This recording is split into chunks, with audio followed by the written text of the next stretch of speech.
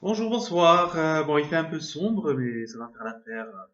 On est début octobre. Il fait beau, les oiseaux chantent. Et pourtant, ce n'est pas de la propagande du réchauffement climatique dont je vais vous parler, mais le comeback. L'éternel comeback. Alors oui, j'ai déjà pris mes annotations pour rien oublier, hein. Donc on repart encore hein, dans la covidopholie, mais ça suffit pas là. Ce qui est rassurant, c'est qu'ils s'emploient vraiment ils emploient les grands moyens. Alors, je vais vous lire un article de Corse Matin de mardi 3 octobre. Pas tellement l'article qui est en cause, si tant est que il est factuel dans le sens où il est factuel à la communication gouvernementale là concernant la reprise des injections à marche forcée ou en tout cas à forte incitation, mais sans pouvoir faire le chantage non plus qu'ils ont pu faire en 2021-2022. Et c'est là où on verra vraiment les convaincus ou pas. Selon maintenant, on aura les chiffres de qui va le faire en vrai consentement. Donc c'est pas tellement, c'est comme la fois d'avant, hein, c'est-à-dire que c'est pas tellement la journaliste qui a écrit l'article, il n'y a pas de souci, hein, mais ce qui est déplorable encore, c'est la stratégie grossière, de plus en plus grossière du gouvernement. Donc on va la démonter tranquillement en lisant ça. Donc ça s'intitule Covid-19 face à la recrudescence, la campagne vaccinale anticipée. Face à l'augmentation des cas de Covid, le gouvernement a avancé le lancement de sa campagne de vaccination automnale. Qui est concerné ou se faire vacciner? Guide pratique. Voilà, donc ça se prétend pas autre chose. C'est pas un article journalistique, c'est vraiment du public reportage. C'est de la communication d'État et guide pratique. Ouais, c'est bien, c'est honnête. La campagne de vaccination automnale contre le Covid-19 est lancée depuis hier. Face à la recrudescence des cas, pas des malades, des cas, toujours pareil, le gouvernement a avancé de 2 semaines la date de début de l'offensive vaccinale initialement programmée le 17 octobre. Intertitre: Pourquoi une nouvelle campagne?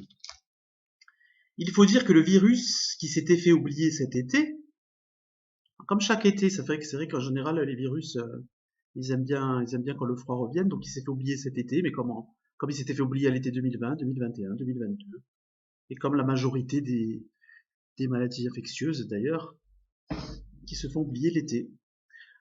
Donc il est bel et bien de retour. On a une cinquantaine de cas par jour, note le docteur Antoine Otave chez SOS Médecins Ajaccio, qui souligne que la tendance est à la hausse. Les chiffres les plus récents ne seront connus qu'aujourd'hui, mais selon les données de l'ARS de Corse, 234 cas positifs ont été signalés dans l'île entre le 18 et le 24 septembre, soit 30 cas supplémentaires par rapport à la semaine précédente. Le taux d'incidence, entre parenthèses nombre de cas pour 100 000 habitants, est à 67, en augmentation de 16% sur une semaine.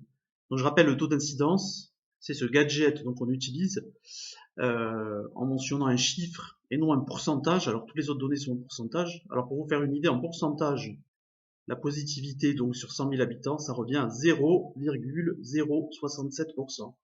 Mais forcément, c'est moins spectaculaire de le donner comme ça, donc on préfère donner le nombre de 67. On dit, oh là là, 67, ben c'est que dalle en fait. Et 16% d'augmentation sur une semaine, donc autant dire que déjà là, c'est pas grand chose. La semaine précédente, c'était au ras du plancher. Reste que les chiffres des contaminations sont probablement en deçà de la réalité de l'épidémie. Les gens se font moins tester qu'avant. Ben, encore heureux hein, que ça s'arrête là. Hein. Quand il y a pas de, on voit que quand il n'y a pas de contrainte pour sortir à droite à gauche, bizarrement, on se rue moins faire des tests. C'est devenu beaucoup moins systématique. Analyse le docteur Jean Canarel, devenu milliardaire ces derniers temps. Ah, c'est pas écrit ça. Président de l'Ordre des médecins de Corse du Sud. La pratique des autotests a aussi tari la remontée des données épidémiologiques jusqu'aux autorités sanitaires. À ce stade, les conséquences sur le système hospitalier sont en revanche très limitées. Elles sont limitées et elles l'ont toujours été. Ça, il le précise pas. Donc je rappelle, en 2020, même au plus fort de ce qu'on nous a vendu comme l'épidémie du siècle, il y avait 2% d'entrées à l'hôpital qui étaient dues pour raison de Covid. Rapport officiel de l'ATIH l'Agence technique de l'information hospitalière. C'est toujours bon de le rappeler ça.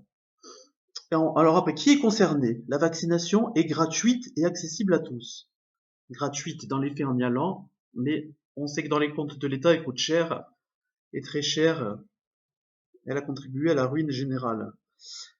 Accessible à tous, donc elle est cependant fortement recommandée aux plus vulnérables. Il s'agit principalement des personnes âgées de plus de 65 ans, celles qui présentent des facteurs de risque ou qui sont immunodéprimées, rappelle l'ARS. Les femmes enceintes, les résidents en EHPAD et les professionnels de santé sont également concernés. Alors là, j'ai toujours adoré ce qui concerne les femmes enceintes, c'est-à-dire que pour tous les autres médicaments, des précautions particulières pour les femmes enceintes, il y a des réserves, ça nécessite de consulter, etc. Mais là, c'est vraiment le seul truc où les femmes enceintes, c'est au contraire, non seulement il n'y a pas de réserve, mais il faut même foncer et y aller en tête de liste. La vaccination est également conseillée aux personnes qui entrent en contact régulier avec des personnes vulnérables ou immunodéprimées. Bon, sachant que la définition de vulnérable, c'est 65 ans. Au-delà de 65 ans, ça fait une large liste. Et je pense qu'on sera beaucoup à être en contact régulier, forcément. Et immunodéprimés, ben, malheureusement, c'est pas écrit sur leur front. Hein. Donc, ils m'expliqueront comment on les reconnaît. Ou se faire vacciner. Alors, inutile de retourner dans un centre de vaccination comme celui de la Madonnouche à Ajaccio. La vaccination se fait désormais chez son médecin traitant, en pharmacie ou auprès d'un infirmier. Pourquoi? Parce qu'aussi les centres de vaccination ne seraient plus rentables. Aujourd'hui, un centre comme il y a eu au Grand Leclerc, c'est évident que à faire fonctionner pour l'afflux de population qui sera beaucoup moindre qu'il y a 2 ans, ils peuvent pas remettre ça en circulation, c'est pas faute de le vouloir. Le vaccin est adapté aux derniers variants. Oh, notamment le variant XBB.1.5. Alors là, le vaccin qui date d'il y a quelques mois, mais c'est au-delà de la magie, hein, c'est les concepteurs, franchement, je les félicite, c'est extraordinaire. Déjà, le premier, au bout de moins d'1 an, et là, il s'adapte aux variants. Même la grippe, elle est obligée chaque année de modifier le vaccin contre la grippe. Et avec sans certitude d'avoir chopé, en fait, donc d'avoir pu saisir, vraiment contenir, hein, parce que, bon, beaucoup de témoignages aussi de gens qui font le vaccin contre la grippe et qui l'ont quelques jours après. Mais là, par contre, ils ont réussi. Alors, par contre, on ne nous dit rien de tout ce qui est les stocks non utilisés. On sait que les millions de stocks, il y avait jusqu'à 10 doses par personne par rapport au stock que Van der Leyen elle a commandé au niveau de l'Union européenne. Donc, il nous fait croire que ça va être des nouveaux produits qu'on va utiliser et pas ce qui remplit les tiroirs depuis 2 ans. À noter que l'injection contre le Covid-19 peut être effectuée concomitamment avec la vaccination contre la grippe saisonnière. Ça, c'est une coïncidence, on va y revenir un peu plus tard parce que ils nous refont pareil avec le papillomavirus, dont la campagne commence le 17 octobre. Alors, comment se protéger du virus et comment protéger les autres? Au-delà de la vaccination, les gestes barrières permettent de se prémunir et de préserver les autres. Encore une fois, ça c'est une légende. Du Covid-19 et des virus de l'hiver. Pensez à aérer les lieux clos, se laver les mains, porter un masque lorsqu'on est positif ou que l'on présente des symptômes. Autant comme quoi ce sont des gestes de bon sens, rappelle l'ARS de Corse. C'est leur conclusion d'ailleurs, un peu abrupte. Alors, on en est à un stade où, vous voyez la stratégie de boîte de Pandore, c'est-à-dire que là, ils ont fait rentrer ça maintenant dans l'utilisation commune. Et ils nous disent que pour la bronchiolite, pour n'importe quoi, maintenant, pour un oui, pour un non, il va falloir mettre un masque. Donc, ce qui était finalement une exception, voire c'était contre-indiqué au début, vous vous rappelez bien. Maintenant, on en parle comme s'ils avaient toujours été là. C'est le côté, c'est un geste de bon sens d'avoir un masque dès qu'on a quelque chose. Donc, on réécrit l'histoire quelque part, quelque chose qu'on n'utilisait pas encore il y a quelques années. Maintenant, dès qu'on va être fragile, dans le doute, mets-toi un masque. Ça me rappelle vraiment on est dans la logique de 1984 avec l'Océania qui au fil de l'histoire change d'ennemi, mais dans la communication officielle, c'est l'Océania a toujours été ennemi avec l'Estasia, ou plus tard, l'Océania a toujours été ennemi avec l'Eurasia et allié de l'Estasia. On est vraiment dans cette logique de vouloir montrer, en fait, présenter le traitement exceptionnel qu'ils ont inventé pour cette occasion, comme finalement la normalité, la nouvelle norme à appliquer, et surtout vendre que ça a été efficace. C'est-à-dire on continue des mesures, et là la métaphore avec l'Union européenne, elle est vraiment pertinente. C'est-à-dire qu'on continue des mesures. Si aujourd'hui il y a encore des malades, etc., c'est parce que on n'en a pas encore assez fait. C'est pas que ça fonctionne pas, c'est pas parce qu'on n'avait pas les bonnes recettes. Non, non, c'est qu'il faut faire les mêmes recettes, il faut les multiplier, comme leur bande-annonce du boxeur, hein, leur clip de propagande là qu'il fallait répéter pour progresser à la boxe et comparer ça avec des picouzes. Et là voilà, je vais lire aussi l'encart. Il y a un encart sur le HPV, opération vaccination dans tous les collèges de Lille. Vous voyez un peu la concomitance encore. Le début du mois d'octobre coïncide aussi avec le lancement de la campagne nationale de vaccination contre le HPV dans les collèges. Tout ça pourquoi? Pour rappeler que justement ce flop qui a été là finalement la logique d'abonnement qui n'a pas fonctionné, qu'ils ont voulu imposer en 2022, c'est-à-dire que dès qu'ils ont enlevé des contraintes en mars 2022 reliées au fait d'avoir une vie sociale, dès que ces contraintes ont été levées, il y a personne qui aura quasiment, il y a que les acharnés qui ont appliqué le truc d'aller tous les 3 mois ou d'aller tous les 6 mois faire des doses de rappel, le rappel du rappel du rappel.